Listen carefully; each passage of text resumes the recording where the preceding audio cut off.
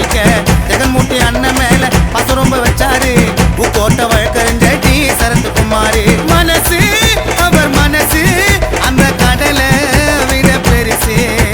நெருப்பு ரொம்ப பொறுப்பு அவர் தாண்டா உடன் பிறப்பு பூவையிலே வாழ்ந்து ஒரு இமயமல